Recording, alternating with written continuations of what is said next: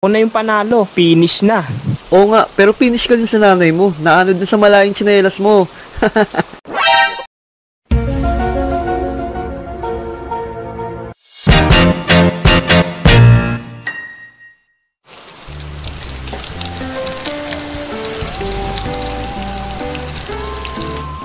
Tag-ulan.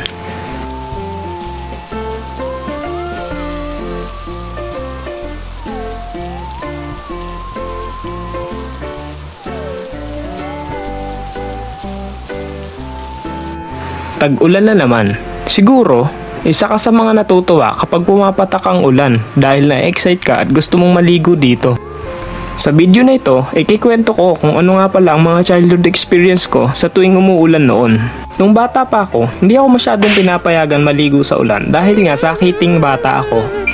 Pero dahil maparaan tayo, ay nakakagawa tayo ng palusot. Oy pre, labas na dyan. Ligo na tayo dito sa ulan.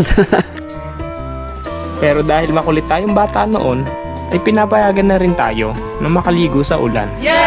Andyan yung papayagan ka at pero papahirang ka muna ng langis ng nanay mo sa likod para hindi ka raw ubuhin at kapitan ng sipon. Tara, ayun, may nakita akong bubong na malakas yung fountain. At syempre, kapag naliligo tayo sa ulan, ang unang-unang hahanapin natin ay ang malakas na agos ng tubig mula sa mga bubong. Pangalawa naman ay nagpapaanod kami ng tsinelas sa agos ng tubig. Pero minsan ay natatangay ito sang agos papunta sa kanal.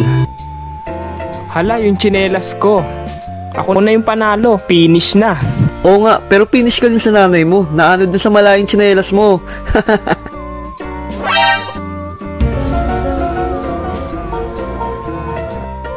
Isa sa experience noon ay yung paglalaro ng mga bata sa tubig baha. Maggagawa ka pa ng bangka na laruan para lang ipaanod.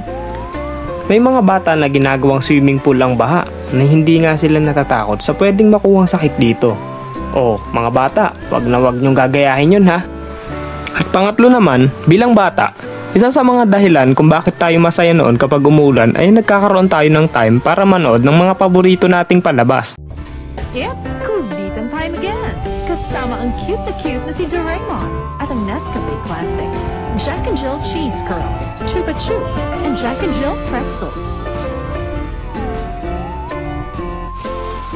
At kung minsan, nagigising tayo ng maaga para lang mag-abang ng update sa balita kung may pasok ba or wala. O matulog ka pa, walang pasok, basa ang chok. At syempre, mawawala ba naman ang ating mga paboritong Milo o kape kapag malamig?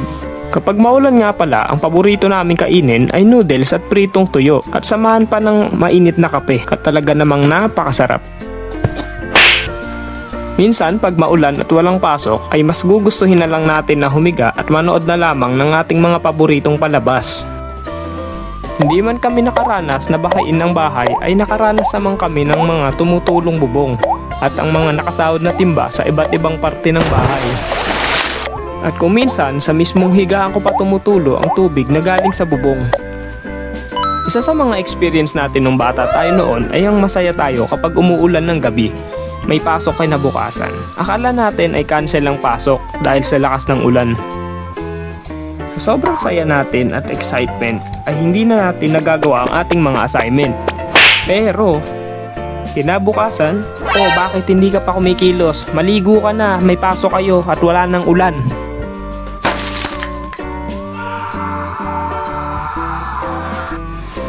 Late suspension of class. Ito pa ang isa sa pinaka hindi natin malilimutan kapag umuulan, ang late announcement. Yung mga pasok sa eskwela na nandyan ka na, yung tipong nasa school ka na at sumugod ka pa sa ulan kahit mabasa para lang pumasok. Pero pagdating mo sa school ay sasabihin sa'yo na, oy, umuwi ka na, walang pasok. At late na sila nag-suspend, o diba, nakakainis. Halos nag-start na ang klase nyo nang bigla na lang magsasabi ang teacher nyo na, class, wala daw pasok ngayon, uwi na tayo. Lumalakas na ang ulan. Pero may mga school na tuloy pa rin ang klase kahit parang ibuhos na nga ang lahat ng tubig sa lugar nyo. Dahil sa TV o radyo lang tayo nakikinig ng update noon dahil wala pa namang cellphone ang mga kabataan. Pero alam nyo ba, may mga students na parang hindi yata sila tinatablan ng malalakas na ulan. At ito ay ang mga college. Ewan ko ba, pero parang ang tingin nila sa mga college ay waterproof. Yung tipong bumabaha na pero kailangan mo pa rin pumasok dahil may quiz daw kayo. Walang pasok mula kinder hanggang high school. Ha? Walang pasok? Paano naman kaming mga college? Aba, ewan ko. Itanong mo sa prof mo. Yung tipong kulang na lang magsuot ka ng pang diving attire para lang lumangoy pagpasok. Masarap hilingin sa sana ay umuulan, ngunit sa kabilang banda, may mga tao na walang masisilungan lalo na ang mga homeless. At may mga kailangan din magtrabaho sa labas na maaapektuhan kapag umuulan. May mga bahay din na apektado ng baha. Lagi sana nating isilingin na okay sila kapag umuulan. Maraming salamat nga pala kay Kuya Jepoy na pumayag para maging collab kami sa animation ko. Nakasubscribe ka na ba? Kung hindi pa, mag-subscribe ka na. Idol, pa-wash out. Okay, eto na. Shoutout nga pala sa mga sumusunod.